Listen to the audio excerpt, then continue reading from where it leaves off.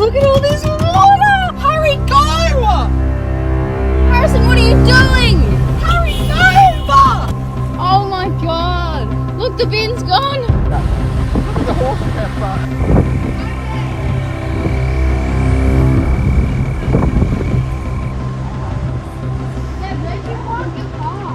Oh my god! So 3.3 is a deputation from Rose Kentish from Middleton on behalf of the Storm Disaster Group of Middleton. Rose, would you like to come? My name is Rose Kentish. I'm a resident and business owner in Middleton. I'm a member of the Middleton Storm Disaster Group and stand before you today as a representative of the Alexandrina residential and business ratepayers that have been very deeply affected by the storm event on Saturday, the 12th of November 2022. On the 12th of November, Middleton experienced the largest natural disaster in living history. This disaster happened 66 days ago. However, the Middleton community remains in high trauma. Affected residents and businesses are still at the beginning of their clean-up, dealing with insurers, trying to understand what happened, why it happened, which agencies arrived to help and which did not ever arrive. And most importantly, what are we going to do as a community to mitigate the risk of this happening again? Because it will happen again. A number of you may not really be aware of the extreme event that day. Even residents in Middleton were unaware of the incredible disaster their neighbours were experiencing. So we'd like to share some video footage with you now. It hasn't gone up. Like, it did Straight no, to the that. house. Come on, get in the cars! Alright, we're getting her. Alright, let's go. Get in the cars.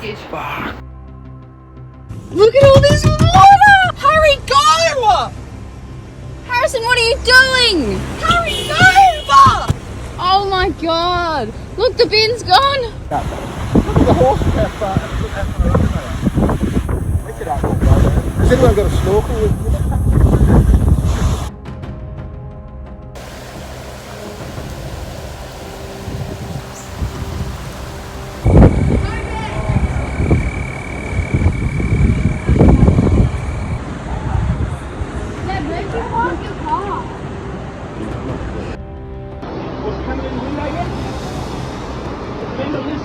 Told me once she had a car up to a bedroom window.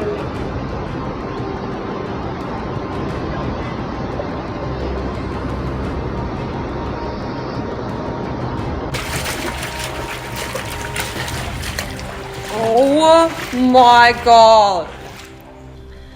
We are bringing this to Council's attention because we believe you have a duty of care for your community, and you can help your community to understand what happened and why, to assist in its recovery, to ensure all has been done by the right agencies, to make sure we're a stronger community as a result, and as a stronger community that we have and are doing everything we can to mitigate against a repeat disaster.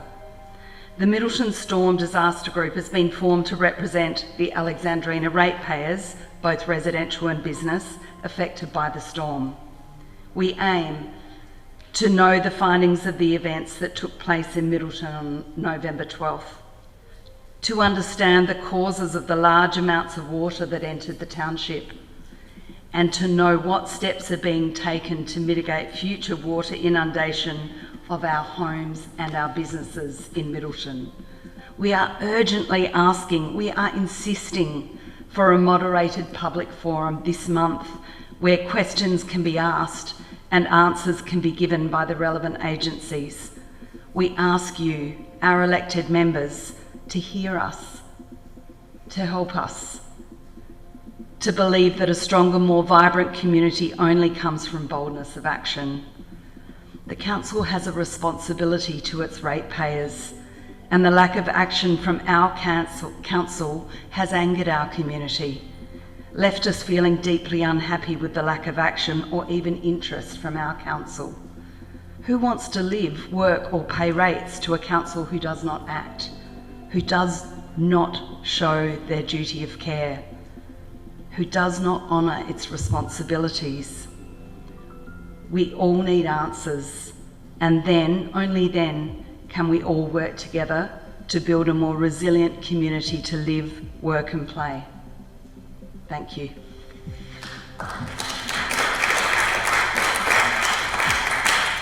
Thank you, Rose. Anybody got any questions? Anyone? Councillor Gardner?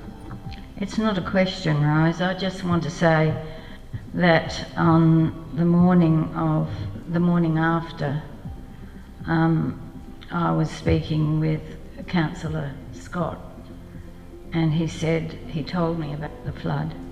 And so I put my galoshes on and found a pair of rubber gloves and put my very oldest clothes on and drove to Mill Terrace. And I had no idea what I could do, but I parked outside the mill, and the gates were open and there was furniture being chucked outside, and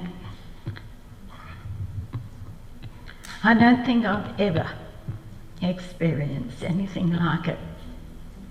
I spent the entire day throwing out furniture from the mill and mopping water from the basement, and then going out to the shed and realising that 5 feet of water had gone through the shed, and everything in that shed was ruined. I have never in my life seen such a disaster. I've never been involved with a flood before. I've seen things on television, but you don't actually get the extent of the enormity of the damage. But we are supporting you and we are with you, and if I can do any more to help, then I would. I'm not sure that I can, but I just want you to know we do care. Further, Councillor Oliver. Thank you. Rose, great effort by a great community in response. I was amazed to see what I saw. You speak of a lack of action by council and other agencies. Could you please clarify what they could have done better in your mind? So the fact that it's been 66 days and we're standing before you still trying to understand what happened and why it happened, and where some of the agencies were that we believe should have arrived, should have been there to help us in deep distress. So for example, I called 000 at 5:30 from the mill on Saturday night, and we ended up getting some help from the Metropolitan Fire Service because of a personal call made from within the service to help us on Sunday afternoon to do a specific job to pump out our swimming pool. We had 1.6 metres of water in depth on our property. So as Margaret said, because Margaret knows, because Margaret was one of the people helping the 70 people that arrived to our place, 50 of which we'd never met before and are forever grateful, to get rid of the mud and sludge. Now, the expectation is not that council will come in with their spades and their wheelbarrows, although such appreciation for people that did help.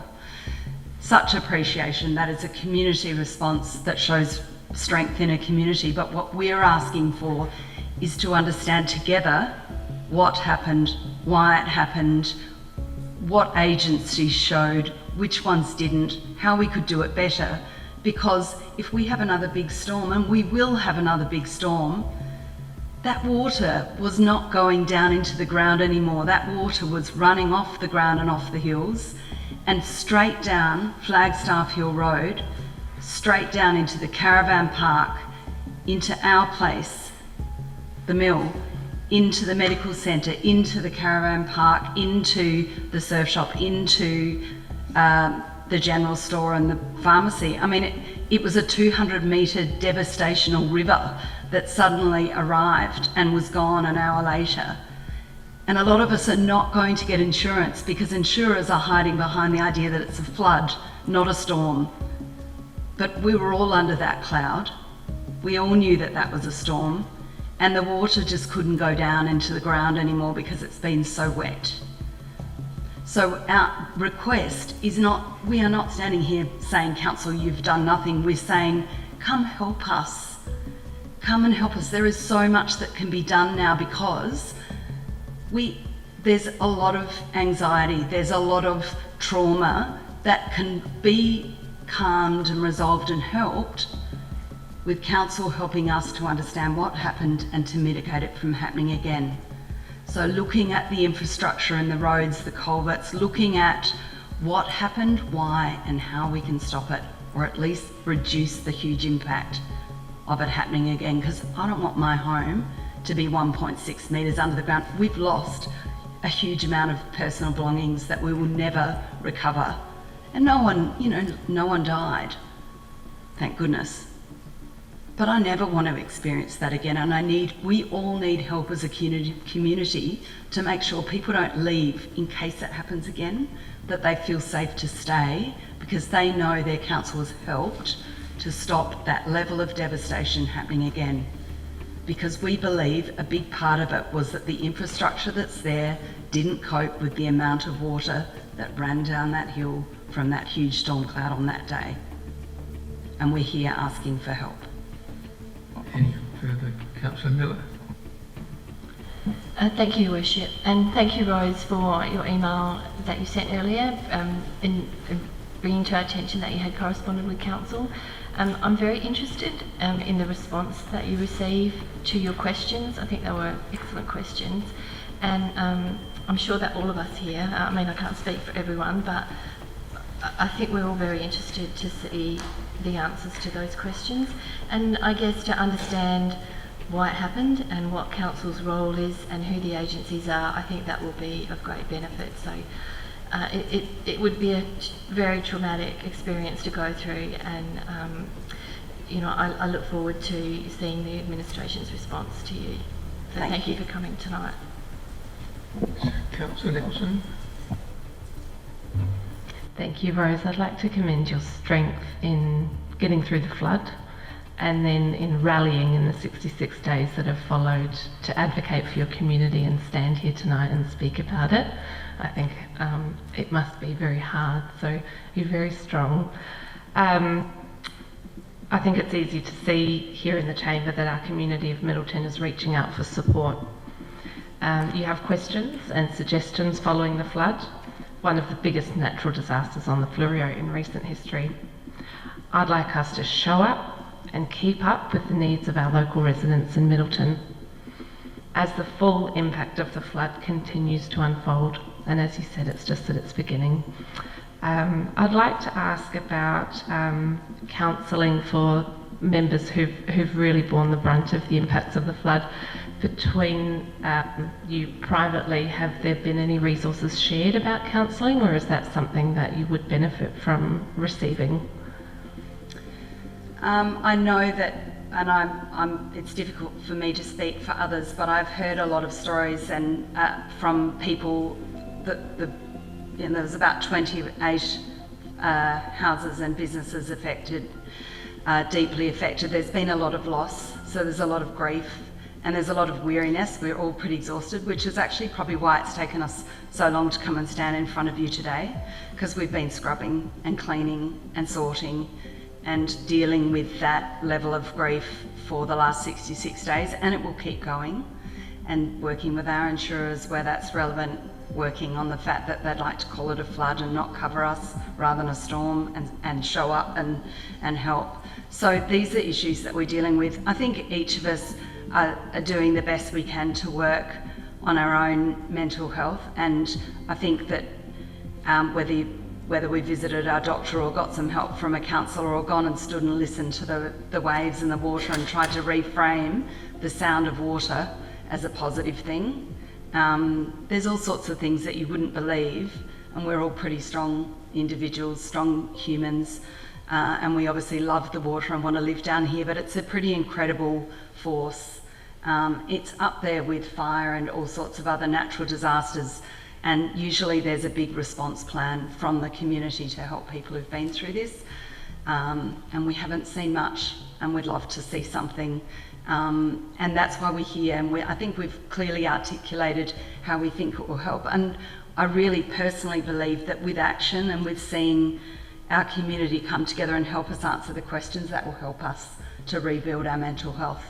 I have to say that Steve, our local policeman, came back, I think it was the Thursday after the storm, because in South Australia, and I didn't know this, but apparently sometimes you can have a repeat occurrence of a weather experience 7 days later in South Australia.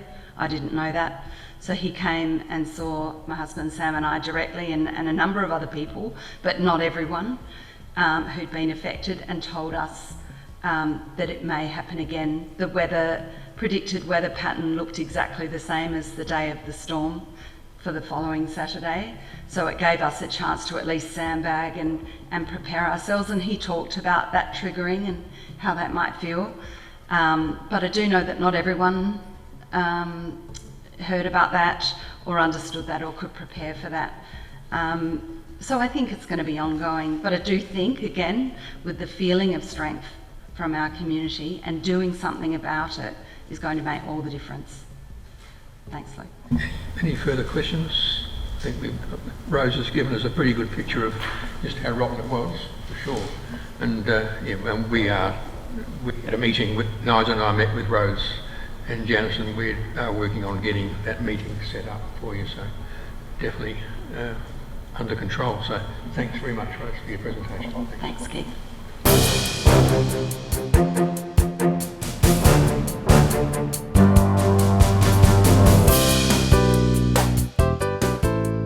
South Coast Television, your community, your voice.